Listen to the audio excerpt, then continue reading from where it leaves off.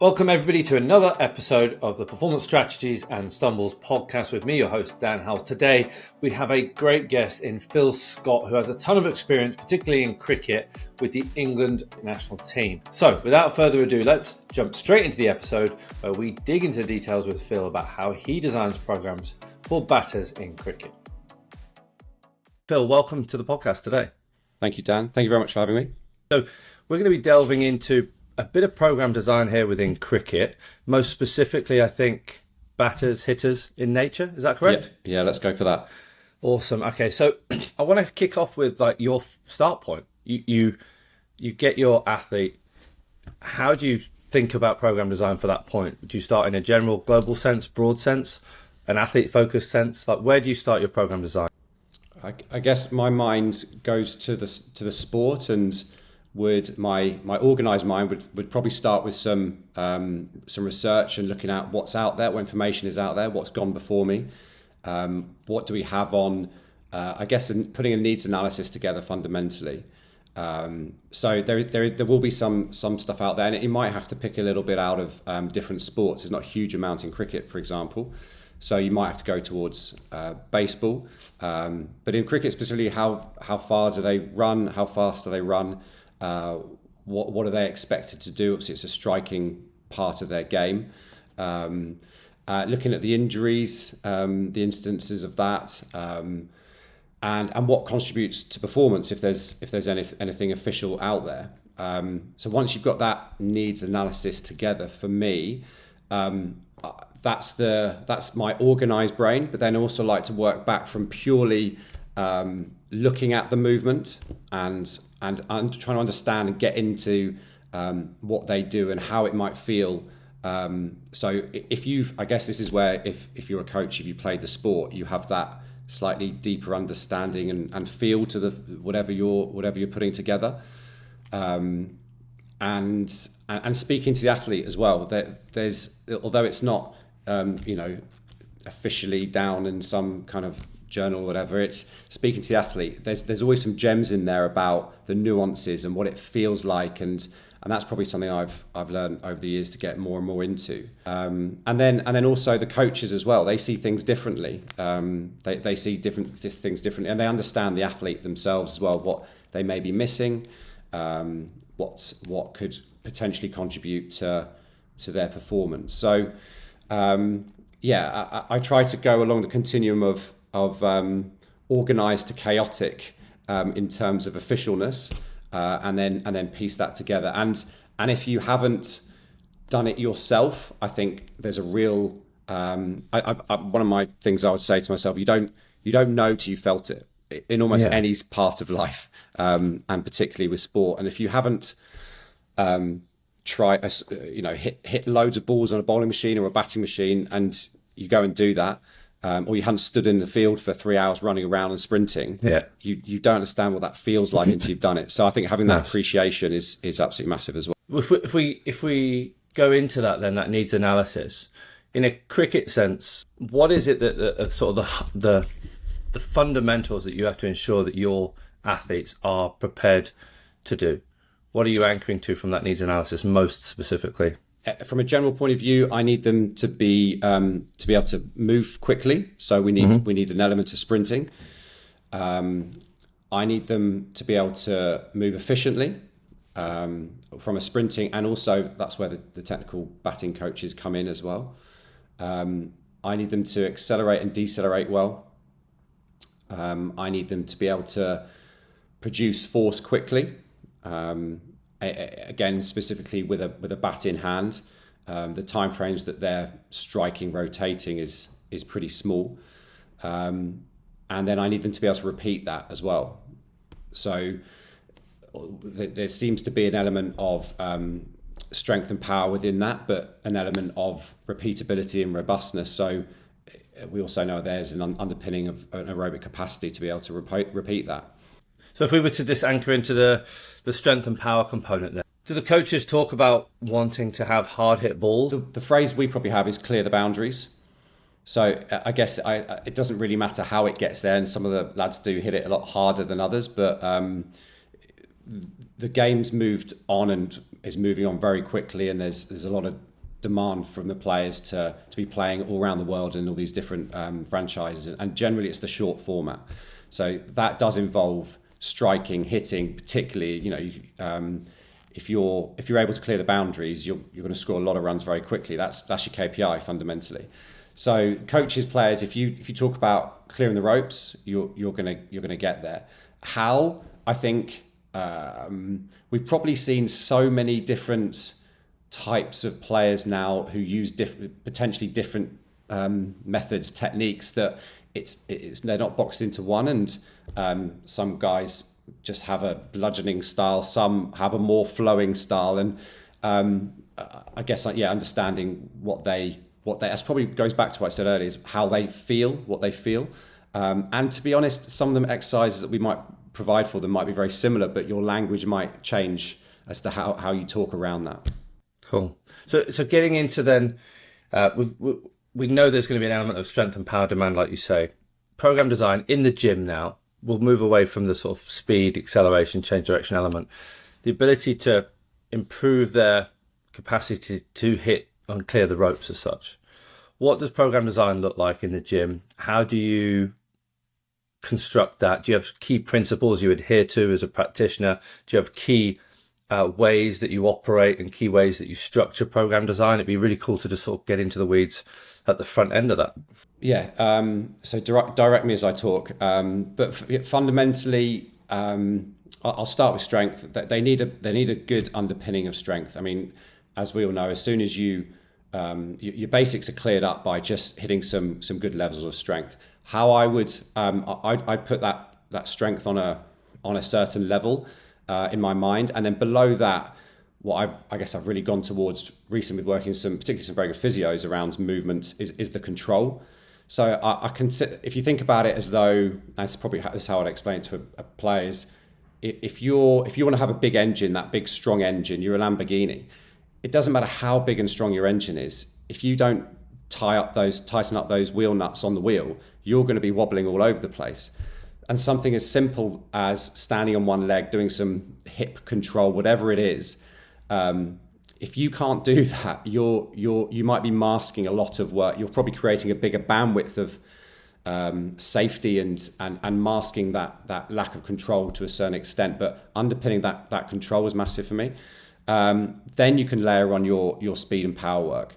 How I would go about it, particularly with the environments and the constraints we have around time, and also I think it's a great way of going about it, is taking advantage of post-activation potentiation and those contrast sets. So I look at doing a strength exercise with a velocity-based exercise, so working along that force-velocity curve, and that can range.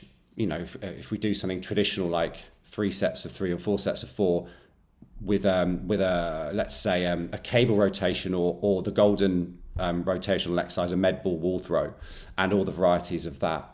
So if you could superset those two, optimally you're looking at like 6 to 8 minutes of rest. That's not going to happen in real life, not for me. So I try and give them 3 to 4 minutes of rest, but I might add some density to that session by looking at some mobility. So if we're doing something really simple like a bench press with a med ball wall throw, I won't ask them to stand there and relax for 3 or 4 minutes. I'll look at doing some hip mobility. We know for striking sports that hip internal rotation is massively important. So we might look at doing some 1990 work on the floor and some rotational work with the hips.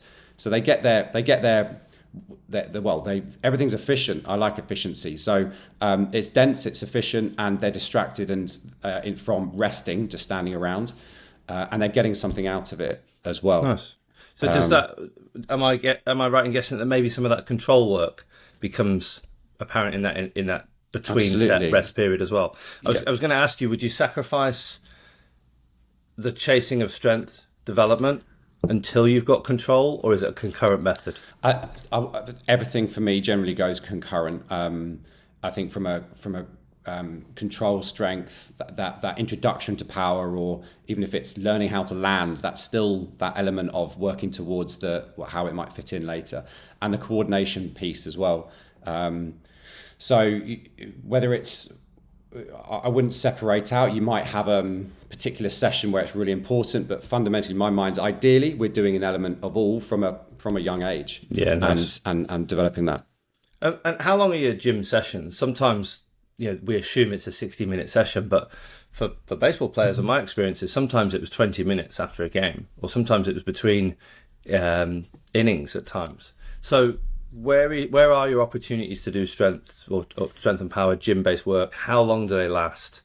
Can you give the listeners a bit of an example there? Absolutely. So if you've got loads of time, absolutely, it might be a 45 to 60 minute. That's how I would, even if I've got for complete loads of time, I would try and aim that it's a 45, 60-minute session. How do we do it? What are the other options?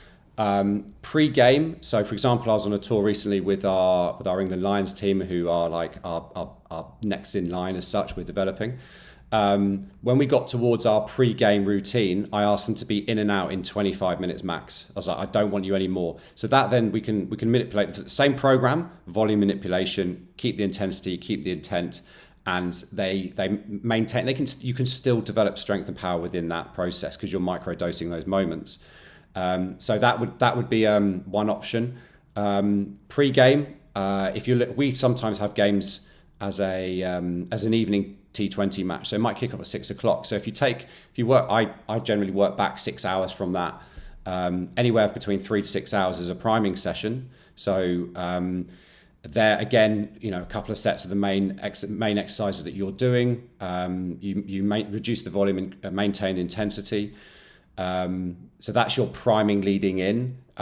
You've got your 2 days out, as I've just mentioned, and also post. We took advantage of post game, but when we had a particularly busy schedule, and we sometimes travelled that night or even very early the next morning. There's not a chance.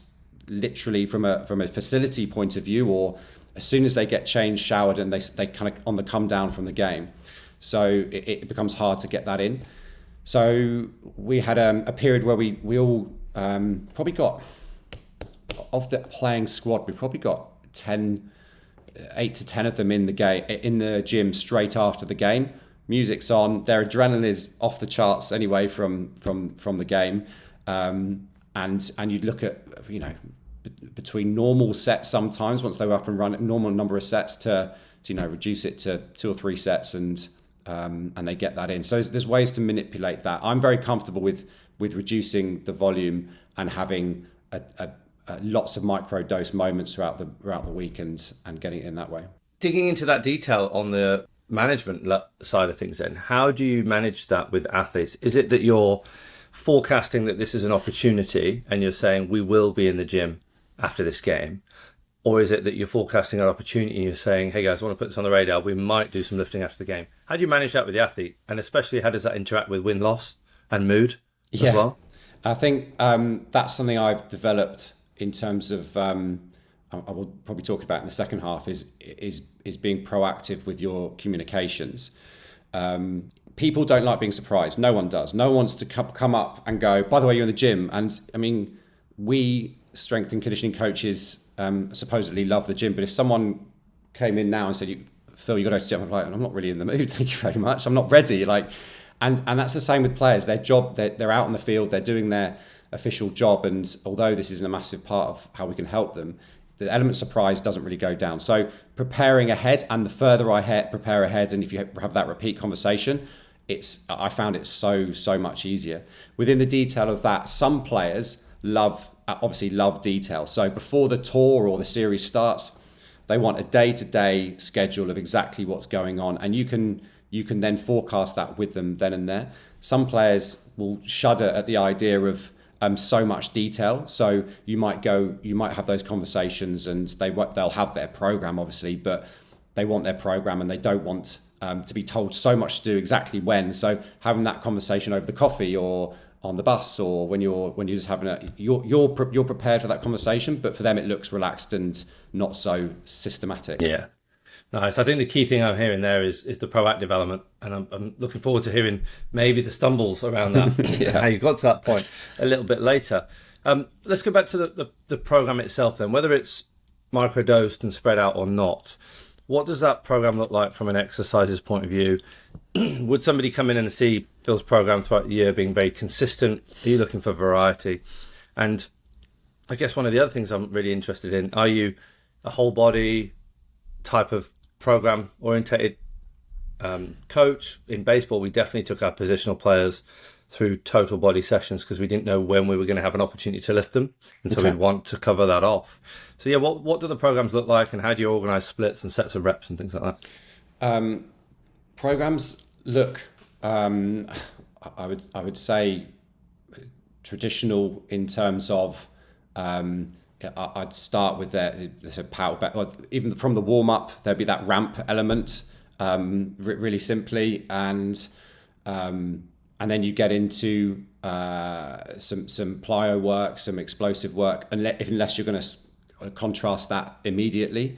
For a lot of our guys, that's probably where our isometric work comes in as well. So we can superset that, or go towards some specific injury prevention, if you like, the calf work at the beginning, into your compound lifts, and that's where I would always go your big compound whole body, if you like, to begin with, and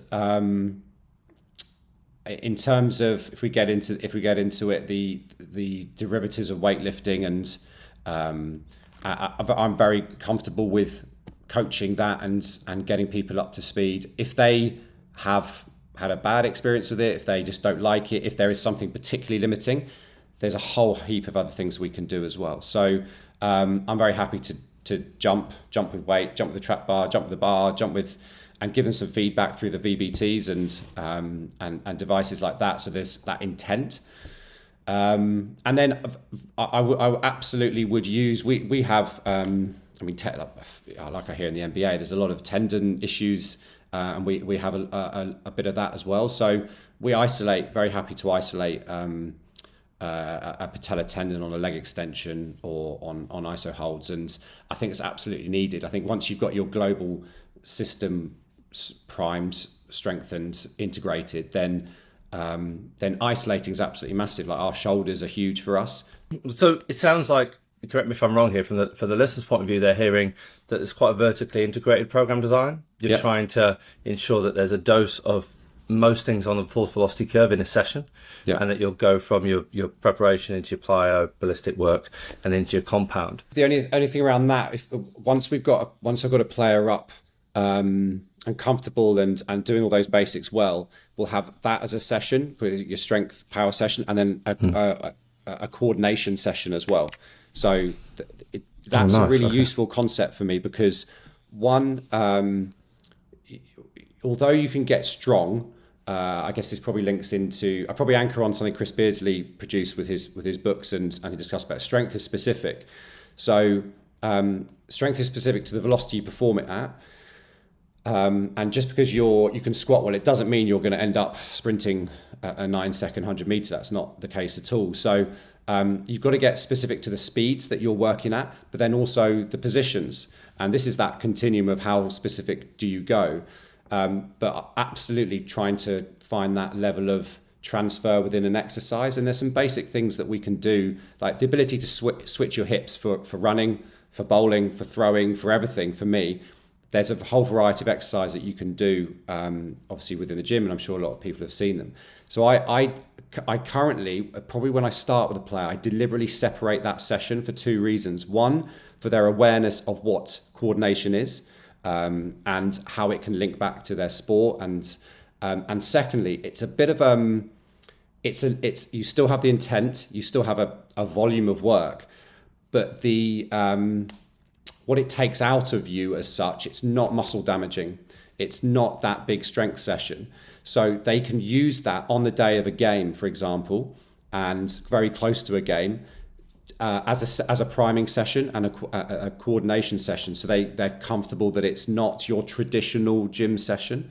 Once they're comfortable with that, then I probably integrate it back into your strength power sessions, and that's where you throw that tri set in, for example, and it might involve a switch or that ability to rotate the trunk or whatever it is.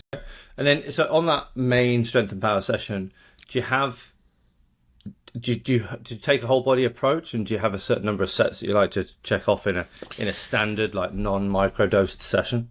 Yeah, I think I guess with the way we are generally working in and around the games and things like that, for me, a big session in terms of sets would be 4, 5. We probably work towards 2 and 3 around the games in terms of number of sets, and within that, so if it's a squat, for example, if we're getting 4 sets of 4, happy to go 3, 4 sets of 5 if we're away from the game and that you've got that conditioned athlete. But I've used sessions of sets, one set, guys come in and do one set of your session, because it keeps them connected. I think that one set 3 times a week is better than nothing for the next 2 weeks. So that's how I'd kind of plan my head. And then is it, do you have like upper body, lower body splits? Is it whole body in nature? How do you operate there? So if we're in the winter season and you've got someone rehabbing, absolutely can upper body, lower body split. You can get that density again in the week. But if we're going closer towards cricket, I'd probably go more whole body.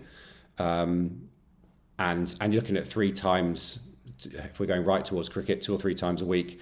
But absolutely can split it, especially when you get that big. If they're rehabbing and you want some element of hypertrophy as well, that works really well. Well, I'm really interested in this contrast element as well, just to sort of wrap us up here, is that you're obviously loading the guys with a traditional compound lift, spreading out and giving yourself a strategic approach to giving the guys a potentiation effect by filling that gap with some low intensity work, stretching, mobility, or control work. And then you're getting into your explosive work, which will probably be similar sets and reps, I imagine. But are you looking to match there in terms of like specificity? Are you looking for like upper body to upper body, or are you doing like traditional trap bar squat pattern and then going to your med ball throws, which I'm sure we'll see a lot in cricket? How are you patching those exercises together, and can you give some examples? Yeah, I mean, just in terms of the volume, when it comes to power, I'll generally program maximum of around 6 reps. Just that Dan Baker work in terms of when it drops off. That's how I'll probably go towards that. Also in cricket, the number 6 is the magic number. If you say 6, they're happy. It's 6 balls in and over. They think everything revolves around 6. So that's quite useful. In terms, it's probably how I program it. Both fundamentally. If I was going to do, if we're going to look at some rotational power, for me, both work. I like more towards that lower body stimulus from a squat or a trap bar dead into the med ball throw or rotational work, because it's fundamentally ground up. So they get that feeling from the legs into the literally the tips of your finger.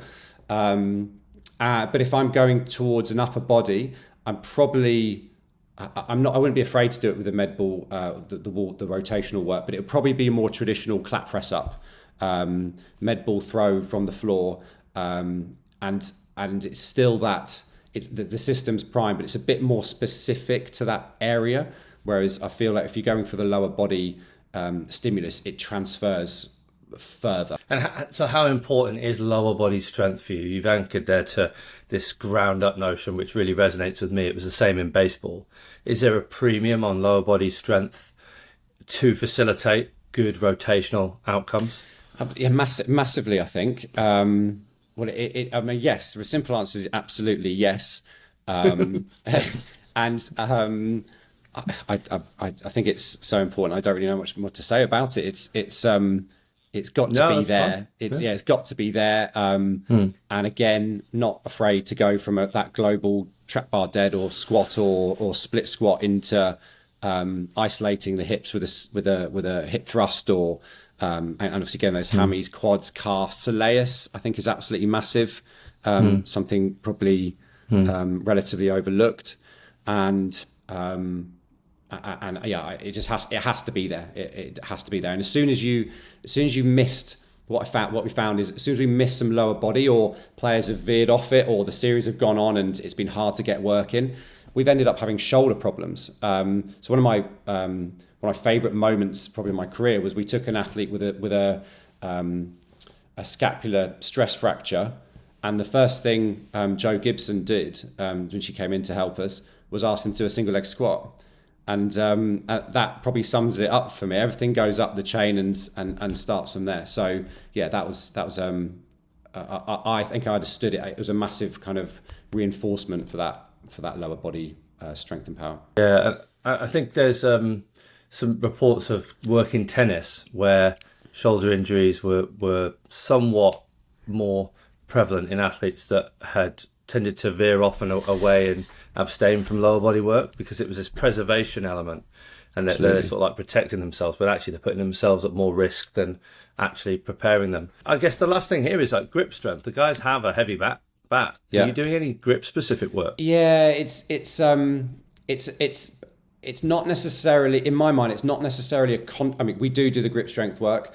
It's not how it sits in my mind is it's not necessarily a contributor to performance. So the higher the grip strength, suddenly you can hit the ball further. However, if you haven't got your basic level, you will start to diminish. It can only become a weak point, a weak spot, but it's not necessarily the thing that's going to rev the engine up even more. So it has to be in. So whether that's towels on pull-ups, whether that's just some catches of some plates, it's in there, and one of those things that just needs to be done fundamentally. But if it's not there, you're missing a link. That rings true with some of the work I did in softball with the female softball group, who it wasn't the influencer on performance, but it was a rate limiter. So you had the individuals who had good lower body strength, lower body impulses, but had poor grip strength. They didn't seem to hit very well or hit hard hit balls, whereas the ones that had both were far more equipped to hard hit balls more consistently. So definitely a feature within their program as well. Phil, that's really, really cool. I think a natural end there in terms of program design. I really, really appreciate what you shared there for the group. And I know it's challenging to be quizzed about your program design sometimes and asked to dig into the details, because as we know, it all depends. It's all context specific. Just to say thank you, because I think the listeners will gain a lot from the fact that you've got clear clarity and direction on where you take your programming decisions. A big thank you, buddy, for your contributions there. I know we're going to meet again in this second half, but thanks so much for sharing there. Not at all. Thank you very much. So there we have it, another great episode. Thank you to Phil for sharing there. It's often so hard to be questioned and challenged on program design, but it's a great process to go through as a practitioner to get real clarity on what you do and why. And I think we can all agree that Phil expressed clarity among his decisions when challenged today on sharing some of his thoughts on how he develops specific physical qualities with his players based on the constraints and ecological dynamics within cricket. Tune in next week to hear more about Phil's stumbles. There's some great shares from Phil, particularly with respect to warm-ups going wrong in front of 50,000 people. So tune in next week to hear more from Phil.